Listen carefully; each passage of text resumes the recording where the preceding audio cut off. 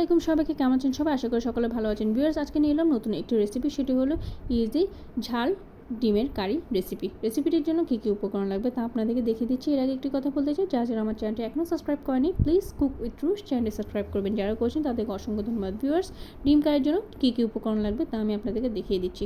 প্রথমে এখানে আমি 6টি ডিম নিয়েছি, তা আমি সিদ্ধ করে নিয়েছি, গরম পানি দিয়ে সিদ্ধ করে নিয়েছি। গরম পানি সিদ্ধ করার পর পরিষ্কার পানি দিয়ে ডিমগুলো ধুয়ে নিয়েছি।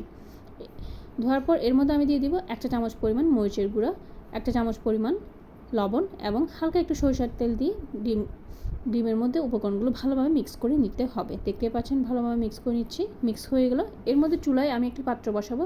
এখানে প্রায় 1.5 টেবিল চামচ পরিমাণ তেল দিয়ে দিলাম। তেল গরম হলে ডিমগুলো তেলে ছেড়ে দিব। ডিমগুলো একটু হালকা আমাদের থেকে ভুনে নিতে হবে। হালকা লাল কিংবা বাদামি কালার হলেই কিন্তু নামিয়ে নিব। এপাশ ওপাশ উল্টিয়ে দিব। যাই হোক, দেখতে পাচ্ছেন লাল হয়ে গেছে, কিন্তু আমি এখন চুলা থেকে নামিয়ে নিব। পরবর্তীতে আবারও ডিমগুলো একই নিয়মে দিব। লাল হয়ে গেলে নামিয়ে নিব। এপাশে পাশে একটু উল্টিয়ে দিতে হবে। যখন কালার চলে আসবে লাল, তখনই আমরা কিন্তু নামিয়ে নিব। যাই হোক, আমি উল্টিয়ে দিচ্ছি। ইতিমধ্যে কিন্তু হয়ে গেছে। আমি এখন চুলা থেকে তেল ঝরিয়ে নামিয়ে নিব। যাই হোক, নামিয়ে নিলাম ডিমগুলো। এখন চুলায় একটি পাত্র বসাবো। যে তেলগুলো দিয়ে ডিম ভুনেছিলাম সেই তেলগুলো দিয়ে আমি রান্না করব। আপনারা চাইলে আলাদা তেল দিয়ে রান্না করতে পারেন। এর মধ্যে আমি এখানে একটু পেঁয়াজ কুচি করে কেটে নিয়েছি এবং 3টি কাঁচামরিচ দিয়ে দিয়েছি। তা তেলের মধ্যে ছেড়ে দিলাম। একটু ভালোভাবে নেড়েচেড়ে দিতে হবে। দেখতে পাচ্ছেন পেঁয়াজ ও কাঁচামরিচগুলো। এর মধ্যে 1 চা চামচ হলুদের গুঁড়া দিয়েছিলাম, হালকা একটু পানি দিয়েছি। এর মধ্যে 2 চা চামচ মরিচের গুঁড়া, 1 চা চামচ মশলার গুঁড়া এবং একটি টমেটো কেটে রেখেছি সাইজ করে, তা দিয়ে দিলাম। ভালোভাবে নেড়েচেড়ে দিতে হবে। 2 থেকে 3 মিনিট কষিয়ে নিতে হবে।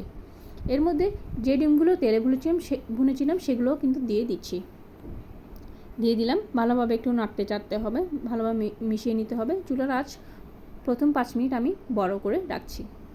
এখন ভালোভাবে একটু নেড়েচেড়ে নিতে হবে। দেখতে পাচ্ছেন কষিয়ে নিচ্ছি। 3-4 মিনিটের মতো কষিয়ে নিলাম। দেখতে পাচ্ছেন এর মধ্যে আমি এখন দিয়ে দিলাম আধা কাপ পরিমাণ পানি দিয়ে দিলাম এবং 1 চা চামচের মতো আমি এখানে লবণ দিয়ে দিচ্ছি। পরিমাণ মতো লবণ দিচ্ছি। লবণ আপনারা খেয়ে দেখে এরপর দিতে পারেন। একটু ভালোভাবে নেড়েচেড়ে দিব। এখন 7 থেকে 10 মিনিট চুলায় মিডিয়াম আঁচে বসিয়ে রাখবো। 7 থেকে 10 মিনিট পর দেখতে পাচ্ছেন ইতিমধ্যে কিন্তু ডিমের কারিগুলো হয়ে গেছে, দেখতেই পাচ্ছেন। যাই হোক, আবার একটু নেড়েচেড়ে দিব। যাই হোক, হয়ে গিয়েছে। এখন কিন্তু আমি চুলা থেকে নামিয়ে নিব। মোটামুটি কিন্তু হয়ে গেছে আমাদের ঝাল ডিমের কারি রেসিপি। আমি এখন চুলা থেকে নামিয়ে নিচ্ছি। চুলা থেকে নামিয়ে নিলাম। হয়ে গেল ইজি ঝাল ডিমের কারি রেসিপি। প্লেটে পরিবেশন করলাম। রেসিপিটি আপনাদের কেমন লেগেছে, ঝাল ডিমের কারি রেসিপি, তা আমাকে অবশ্যই কমেন্ট করে জানাবেন।